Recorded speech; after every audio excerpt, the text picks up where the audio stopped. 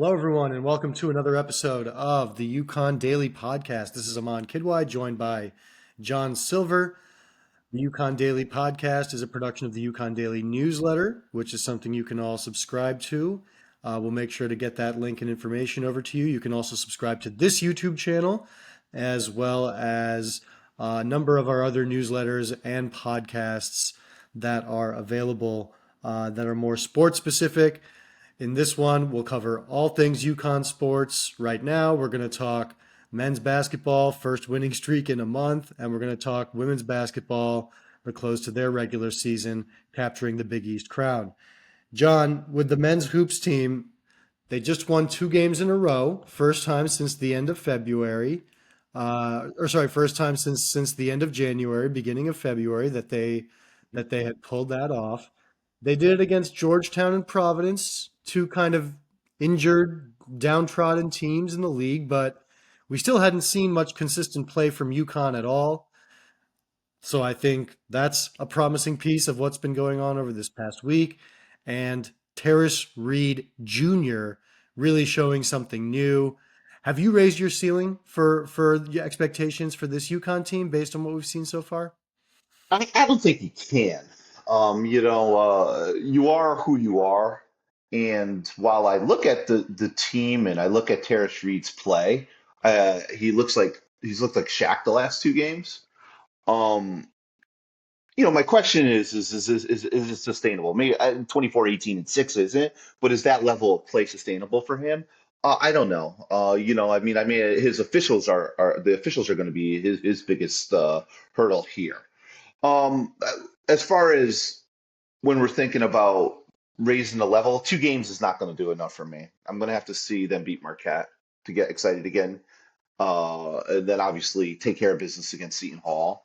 And then we'll see the Big East tournament. Do I think the team is starting to they say you want to peak in March. I think that it ebbs and flows. I think the team is on the incline. I don't know if it's peaked yet. We'll find out soon enough. But what I did like to see is I like to see them get a little semblance of that offense back again, that ball movement, that very good passing. You see what happens when they don't commit turnovers, right? I mean, they have very good offense, very good spacing. I saw some signs out of Carabin that I liked. I also like Stephen Castle. Just was watching Spurs the other night. But as for Alex Carabin, I did like to see. I think he looks like he's about to come out of that shooting slump. Uh, I think Terrace Reed. I'm not going to change the starting lineup now, but there's no question who the superior guy to pivot is.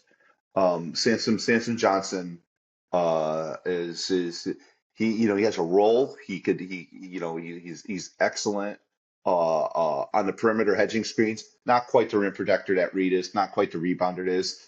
Not quite the offensive presence. I think when we look at that, Reed Johnson's going to have a quick hook. What they can't do is start Reed and get 2 quick fouls because then they're in trouble. So I like what they're doing with Reed. I know there's this thought that the best player should start. Not just run with what they've been doing all year. Reed's playing well off the bench. Hopefully this is a sign of him taking it to the next level and not just one of those glimpses of potential. Then he goes back into 2 fouls, 0 points, 2 shots, 10 minutes. So like we can't have that. You can't have that kind of delta between your best game and your worst game. Yeah, I think that's what is most encouraging about what Reed has done to me is, 2 games in a row with the 24, 18, 20, and 10. That's, two really good games. Kind of doesn't matter who it's against when you're thinking about the challenge of consistency that Reed and others on the team have had all season. So I think for specifically for Terrace Reed Jr., those 2 games and even the 2 games before that, St. John's, he was one of UConn's most solid options in that game. He was, he got 6 offensive rebounds in that game. And the Villanova game before that, Terrace Reed is really part of the key to that comeback effort, down double digits in the second half of that game. So it's been coming. I think it's really like 4 good games in a row for Terrace Reed. And my thinking is, yeah, if Terrace Reed is a better player than he has been the whole all of this season until mid-February, which by the way makes sense. He's a transfer. He's new to the team. Uh, what were we talking about in the summer?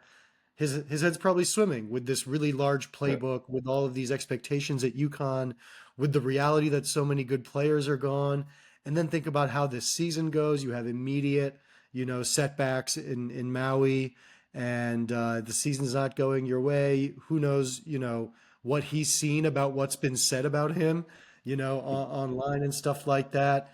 But this does look like an emergence to me of something. And then, like you mentioned, with Caravan looking back to solid, looking like he's had a couple games with multiple threes, and was just powering through it and got through it.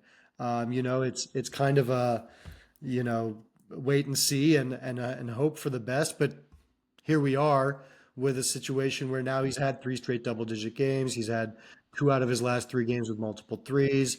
I think he's done a really good job of finding other ways to score, continuing to find other ways to stay involved. And that's super, super promising. Again, as something that has been more or less missing for this team for like 2 months or so. And so, uh, that does have me thinking that they're a little bit better than what they've done in Big East play, and Reed, what he brings in the low post, what that allows them to then do offensively. I think that's creating more space for the shooters. So I like what that means with the way that McNeely and Ball have been just firing and hitting. Um, there is kind of a decent formula here brewing for a decently dangerous team. Yeah, one of the things that I notice is when you look at Georgetown and Providence, how they played UConn, they were less physical with UConn on the perimeter. And I'm just wondering, like, St. John's obviously is a very physical, big team, strong team, and they just thwarted UConn's ball handling and ability to get into their offense. Now, I bring that up because in the NCAA tournament, there's a theory going around in my brain, and maybe Dan Hurley agrees with me here. I think he would, is that they allow more physical play in the Big East than they do in outside the Big East. And if you're not physical with UConn on the perimeter, like really hitting them, pushing them away from the basket, hitting Diarra, pressuring him, pressuring McNeely, pressuring Caravan, and really like getting all over them, if you allow UConn to get space, they're going to pick you apart. And Providence and Georgetown didn't play that physical brand of defense on ball that we saw St. John's do, and and what Creighton does. You know, this is going to be Judgment Day because we've seen UConn roll through the last two NCAA tournaments. And I think 2 years ago, he was like, well, what happened? Well, we got out of the Big East and everybody laughed. There might be, there's something to be said to the style of playing the Big East, which I love. I love the style of playing the Big East. So I think basketball should be physical. But if they're gonna not allow teams to beat up UConn on the perimeter in the NCAA tournament, now UConn's gonna have a tough first game because they've earned a tough first game this year, right? But you never know. They could start clicking. It could be easier. It's always easier to play after after you've had defenses that are physical with you. So we'll see if they make a run and their offense looks great in the NCAA tournament. I'm calling it. It's the Big East is the problem. Or I actually would argue that the Big East is how basketball should be played. That's how I wish it was played everywhere. But I just see they allow more freedom and movement in other conferences. I was watching Duke Wake Forest yesterday, and they allow Duke, who's very physical. They allow them to play basketball. Well, I don't think St. John's allows anybody to do anything. I mean that team is scary physically. They look like a pro team out there that is just beating you up with their size, strength, and intensity. So we'll see. If UConn makes a run, St. John's gets an early exit because they can't shoot and they accumulate a lot of fouls, then it'll be one of those things where the Big East might be more physical. And UConn's offense will not work if you don't allow freedom of movement. So I don't know. It's an interesting test case. That's just a theory I have. They could lose by 30 in the first round. We'll see. But Yeah. I like it. I like their shooting. I like they got a big guy. They got shooting. I mean, if they're not turning over the ball, they still have a top 14 offense, even with the nadir when they're in when they're on the dip. Maybe they return to a top five offense, and if you can score in the NCAA tournament, that's 75% of the battle. Like, because teams, so I don't know. Yeah, we'll see. Let's see Wednesday. I want to see them at home against Marquette, who I think is another team that is kind of like UConn, where they're probably a little better than their record. They just have some they're what, they're 20. I think they're a little better than what they are, and we'll see if UConn could beat them. That would be a good win. That will help their seeding if they could beat Marquette for a second time, and then we'll probably see them for a third time in Big East tournament. Yeah, I mean Marquette has a couple of close losses, to point the similar to Yeah. UConn thing. And yeah, I mean I agree that this Marquette game is big. This to Yeah. me is basically a play, like a postseason, kind of game, Yeah. and should be treated that way for UConn, especially, uh, you know, last big game at Gamble Pavilion. They're gonna close the season with Seton Hall. They better really take care of business there and not make that any issue. But yeah, I think you have a good point about the NCAA tournament where things could really open up for UConn in there. For other reasons that we've discussed, I think we can, we can say, hey, look, for UConn, if a couple of losses occurred with McNeely out due to injury. I think three of them were with him out, due to injury.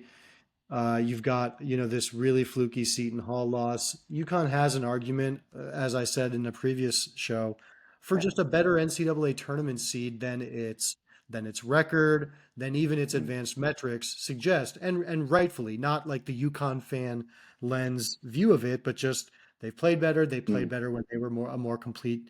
When they had their full roster, including like a guy who's going to be a draft pick in a few months, Yeah. and um, they've been if they continue to make the argument that they're playing better at the end of the season, that recency bias will work. We've seen it work lots and lots of times for UConn and other teams. So yeah, that's why I think this Marquette game is particularly huge. If UConn can win its Final Four to close out the regular season, that Georgetown, Providence, good job this past week getting it done. Now do it again, Marquette and Seton Hall. Not an overly challenging slate here.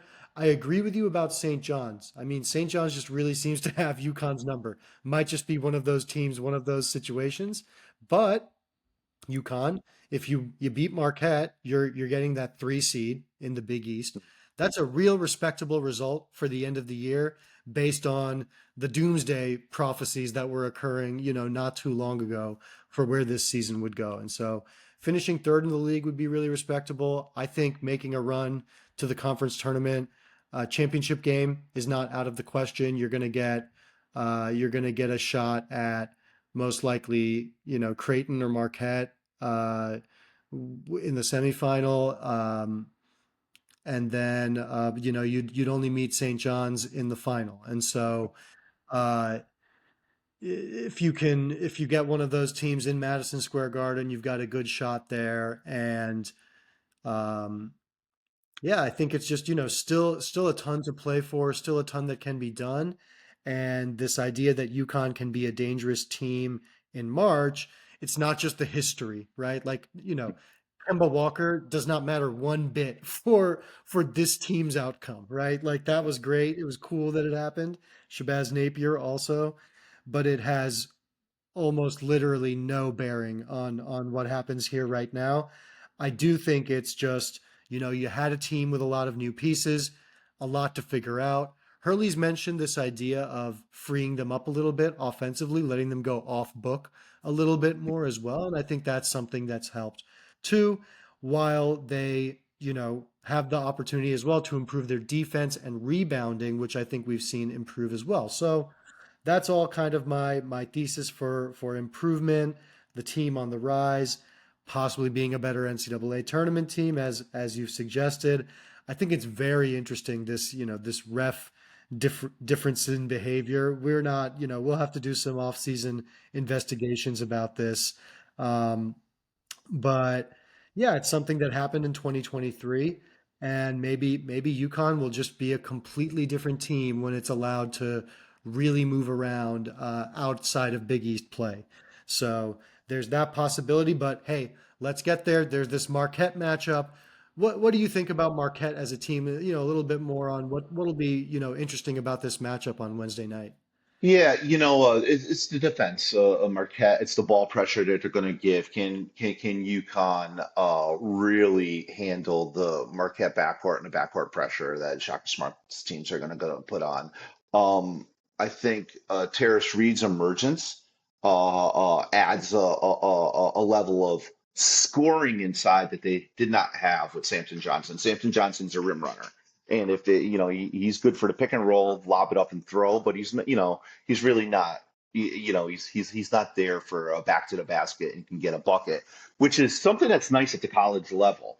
Um, I worry about the point guard play. I worry about turnovers. If UConn has less than 10 turnovers, I think they're going to do pretty well. You always gonna worry about a bad shooting night. And UConn's 3-point shooting in the month of February hasn't been great, but I just believe in the shooters. I believe that McNeely, Caravan, and Ball are both like, when all is said and done, if they played 70 games, they'd all be above the 40% line. Um, I There's a lot of variance when you only play 30 games in the game. So I believe in their shooting and their ability. I don't believe in their ball handling. So we'll see. And that's going to be when we talk about the NCAA tournament. If they're going to lose because they turn over the ball and they can't get into their offense tempo wise because they only have one ball handler, one really good ball handler on the floor, and Diarra, who's limited, and he should get he should get like a medal of honor for playing through this. Now we'll see how he does in the Big East tournament. 3 straight days. That's murder on the knees. He's going to play 35 plus minutes a night. We might need to see a Mad Null. The other reason I think it's important that they beat Marquette is I don't think you want to see Xavier in the quarterfinals. Xavier needs that game. Xavier's probably the one. I think right now the Big East has 4 teams in the NCAA tournament assuredly. Maybe UConn's a lock, maybe UConn's not a lock, but I'd say they're a lock considering past history. They're not going to, Xavier is sitting there on the bubble. They they could be playing in game one, what are it called? 3 p.m. on a Saturday, on a Thursday, 3 p.m. on a Thursday in New York City. Xavier could be playing for its NCAA tournament life. UConn does not want to face a desperate Xavier team that probably needs a win to get into the NCAA tournament. I don't like that game. I don't like that game. I don't like a UConn having to play that quarterfinal game under those circumstances. And then they'd have to play, win that, and you play St. John's. St. John's, It's yeah. kind of, So it doesn't really set up well yeah. for a long run. I'd like to see UConn take another crack at St. John's. I think it's good for them. Um, I prefer to beat St. John's than not to beat them, but I also like being in the finals too. So if you want to see St. John's, you want to see them in the finals, just because it's more fun. Yeah, I'm remembering 2014, which again, I'm not saying this is a championship team, but 2014 lose 3 times to Louisville badly, Oh, they got uh, you know, crushed. and They got somehow crushed. win the championship. It's just blessing you did not run into Louisville in that NCAA tournament bracket that year. Uh, but it was just they were rocking UConn. It was like not They close, would so much have. having their number. Um, but yeah, I think if they get St. John's, they get them, right. It is what it is. But yeah, it's a pretty good matchup. And then again, you don't have that, kind of like when you're playing Creighton at MSG, that Yeah. those fans have to travel real far to be there, and who knows what else is going on. St. John's will of course have a pretty solid showing at its home arena. Um, but yeah, I mean, I think uh, all the potential is there. Uh, you're totally right about Hassan Diarra deserving very significant recognition after this. But yeah, it starts with this Marquette game Wednesday night, Gamble Pavilion. going to be huge, going to be a big moment, and that's kind of where you're hoping UConn's leaders show up, and that the coaches are putting everyone in the best possible position to play and win there. Moving on And to the oh, go ahead. one thing I'm on, and for fans looking to get Big East tournament tickets, you have to watch the game tomorrow because unless you're buying all section tickets, tomorrow's game is going to determine if you're what session UConn plays on. There's a night session on that Thursday. If they win, most likely, unless they lose to Seton Hall. But you have to, or it's going to be the St. John's session. Now, if UConn's the 4 seed, St. John's is the opener at noon. That ticket's going to be a little more pricey than that night ticket there. So just if you're looking to get to the Big East tournament, you could spend a small fortune on getting all session tickets, but the best way to do is perhaps figure out buy them after tomorrow's game. I will Yeah. say if they lose that ticket to that first UConn game is going to be tied to the St. John's game. So it's going to, as you know how tickets work. That's going to be a tough ticket. Yeah, very good call. We love to help people find their way on the ticket scene, and it's one of those things. We'll talk about it next week probably once it Mm. gets to there. But I mean, there is no feeling like hopping on the train heading into New York City for the Big Oh East yeah. tournament. Staying for a couple days, or if your team's doing real well, you stay for the whole time and you end on Mm. the most positive note. It's just in a world where you're losing everything in sports, like you just anything you enjoyed in the past is different and not the same. The Big East tournament, especially for a UConn fan, having lost it for 10 years and having the chance to get it back, it's just a great experience either way. Whether or not UConn's the favorite, I would say just go and experience it. It's a great time. You get to chirp every single Big East fan imaginable, and it's about the environment. It's like last year, uh, that Friday at Madison Square Garden was Good just game. it was an incredible set of games, and incredible atmosphere, crazy, angry, raucous, intoxicated fans. The whole thing, everything about it was perfect. So that's my pitch. Where no matter what, no matter how high or low you might be about UConn's prospects, it's worth it to go and just make it happen. Yeah, the best games of the year is that Friday. That doubleheader semifinal is just awesome. It's beautiful. Yeah, it's amazing to still have it. Hopefully, it doesn't Mm. change. All right. Well, the women's basketball team, they've had quite they wrapped up the month of February with the strongest performances possible, including that South Carolina win that we talked about. They sold out Hinkle Fieldhouse in Indianapolis, which was pretty cool. The Paige Beckers tour continues. The Paige Beckers Eras tour, I think they're calling it. With her selling out arenas everywhere and people traveling from thousands of miles away just to see her play. Wonder if anything like that has ever happened before. Um, they closed the season with 2 wins against the best possible teams that the Big East could offer, number 22 Creighton and Marquette, but they beat them up pretty badly, winning against Marquette 72-53 at the XL Center. We had senior night on Sunday as the Huskies dispatched Marquette 92-57. Really, they're firing on all cylinders. AZ Fudd in the mix. Sarah Strong doing tremendous. Paige Beckers, of course. They're riding pretty hot heading into this. They've clinched the Big East regular season crown. Of course, they haven't lost a conference game in a very long time, and they head into the conference tournament this weekend, starting on March 8th at Mohegan Sun Arena. They'll have the winner of the 8-9 game that Saturday. John, how are you feeling about the women's squad after they've clinched the Big East crown and seem to have a lot going for them as we approach the postseason?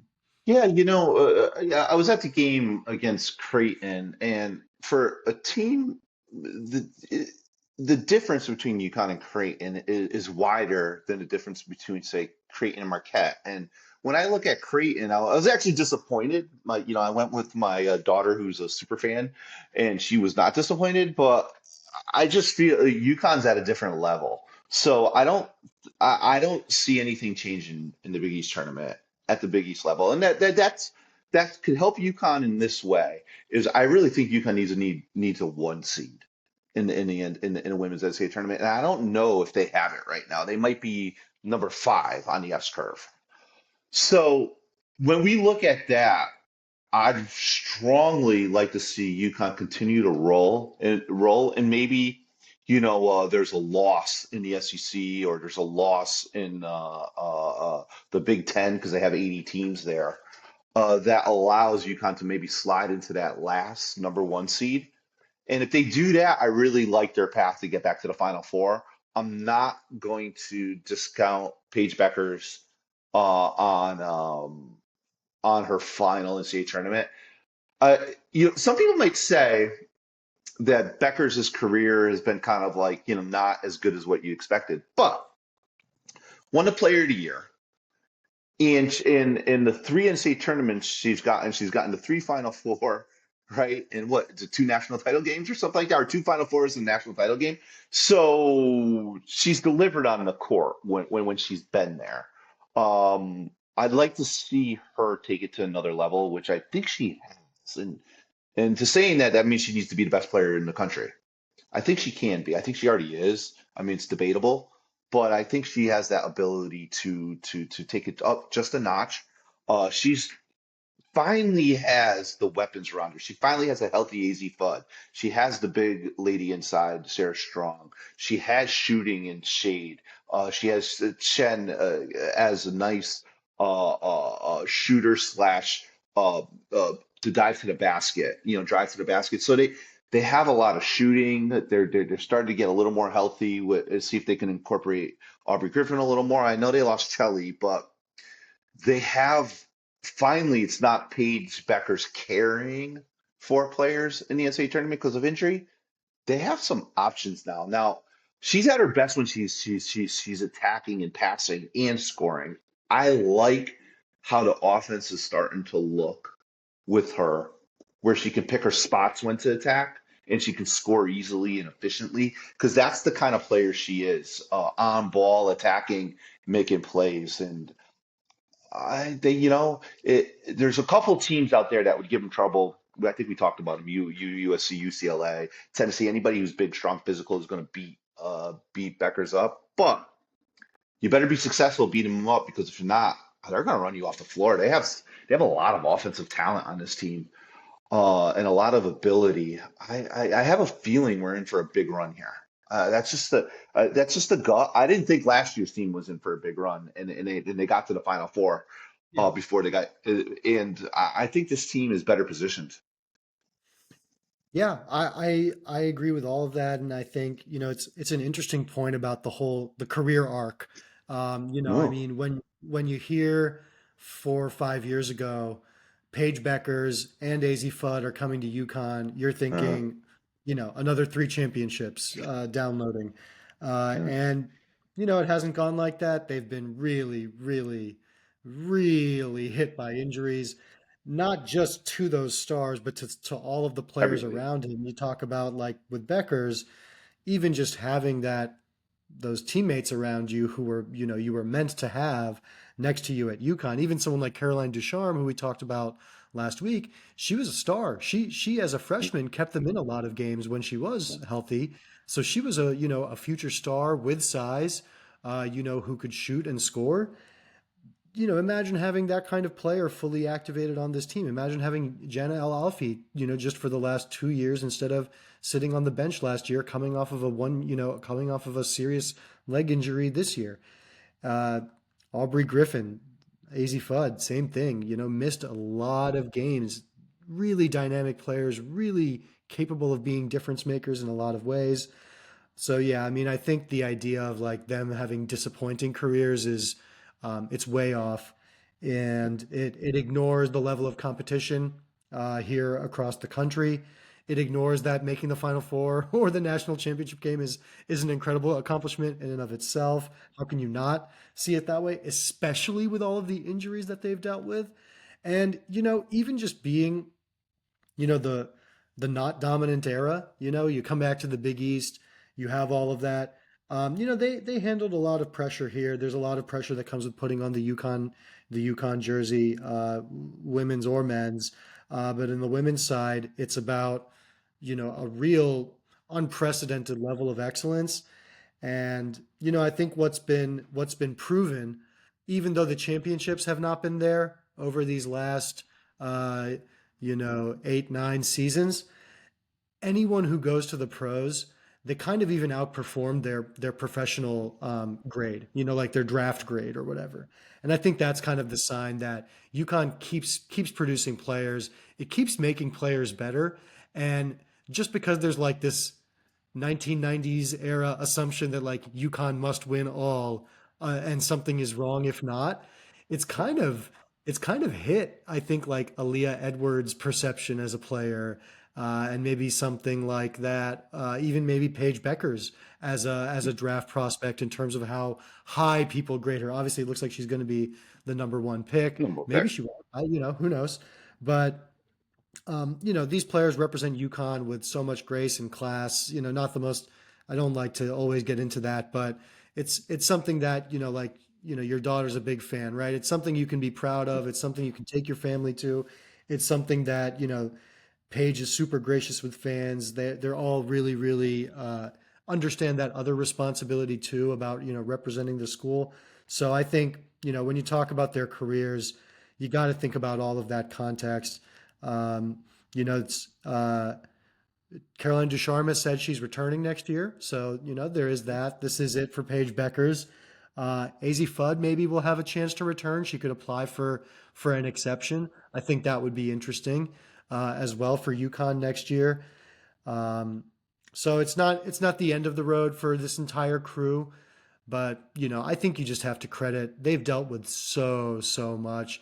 It takes a lot of personal strength to overcome injuries. And in the case of Beckers and Fudd, they've overcome multiple. So just huge props to them. There's some things that matter more than just championships, and they've shown a ton of character throughout their time at UConn. They're still tremendously talented basketball players, and I think a lot of them, Beckers and Fudd, or at least are going to make a serious mark in the pros as well. Yeah, no, I agree with that. And I think when we look, if you want to take a last decade view of women's basketball, I look at UConn women's basketball as like the UCLA of the women's game, where they dominated for so long that they force other teams to raise their level of play. Now, it's been it's critical that that women's basketball is now looked at as a revenue sport again. I mean, now wait, part of it was Caitlin Clark, that it could work out, it could work for everyone. And I think when we look at women's basketball now, and then you look at the rise of AAU over the last 10, 15 years, how many women play AAU, girls play AAU basketball, and then play, the caliber of player in a women's game is raised, and they stay 3, 4 years, right?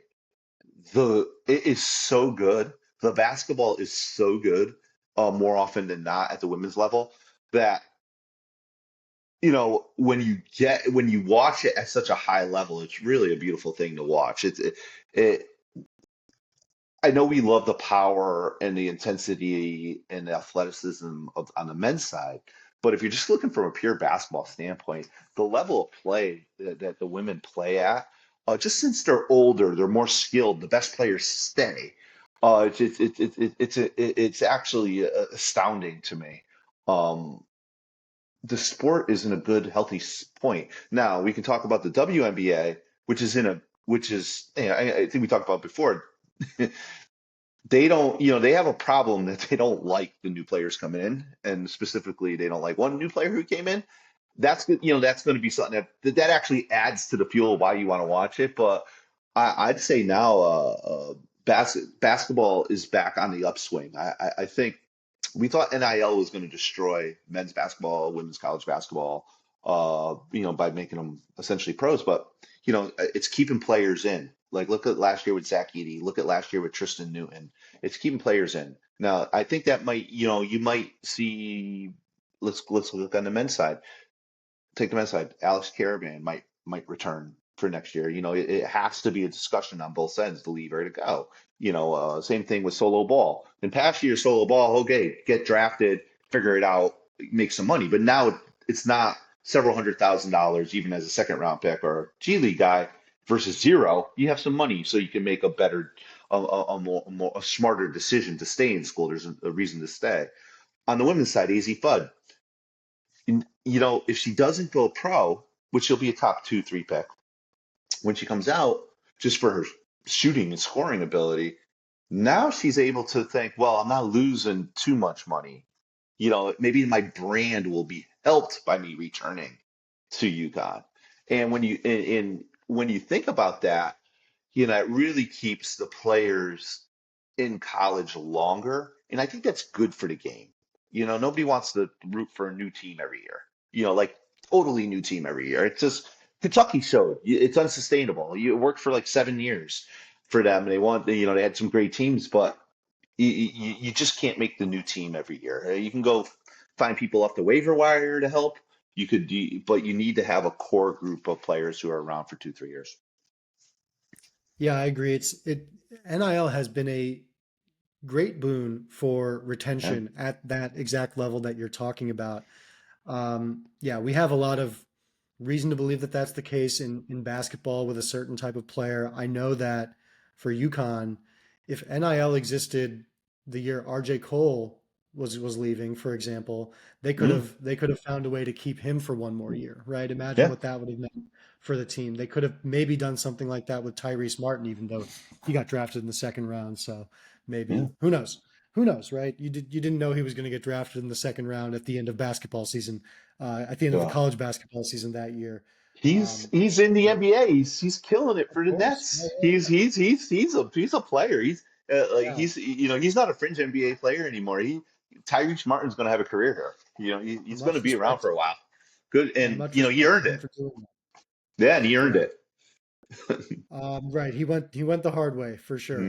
Mm, We've seen in football actually, way fewer juniors are declaring for the yeah. draft, like enrolling early, or yeah, entering the draft early. So Mm, that that's the good stuff, right? Anyone wants to talk about ruining college sports? There's a huge retention happening with a real good chunk of quality players who mm. otherwise would have left just because they are forced to make $0 in college. So. Yeah. Yeah, great argument there. It's going to be a good run for Paige and AZ in the W whenever that time does come. One run that came to an end recently that was announced, which we talked about at the end of the last podcast, Diana Taurasi, a UConn great, someone that you probably covered quite extensively in your time, John. Mhm. Someone who I observed, probably like the first famous women's basketball player in my like upbringing. Mhm. And I remember like the ESPN magazine cover with her and Emeka Okafor, maybe Sports Illustrated. Um, uh, just what an icon for the sport, for UConn. Such a dog, such a competitor, which I think was always fun to see. Her interviews, her attitude. So much great stuff came out. After her retirement, Gino's stories about her and other players sharing their thoughts. But John, as a longtime follower of the Diana Taurasi saga yourself, I thought Mhm. you might have something to share or say. Yeah, this is how old Diana Taurasi is she's closer to my age than she is to like to probably all the college students. And the one thing I remember about her, and I only touched on her a little bit. Like, I was still a young cub reporter back then covering high schools, and every now and then I'd have a chance to get out there. But what I'll never forget is what it is Gino used to say, and is we have Diana and you don't. And I I think that just sums up her, not only her basketball ability, but let's take this like in the grand scheme of thing in women's college basketball. I don't think there's been anybody who's been as dynamic as her personality wise.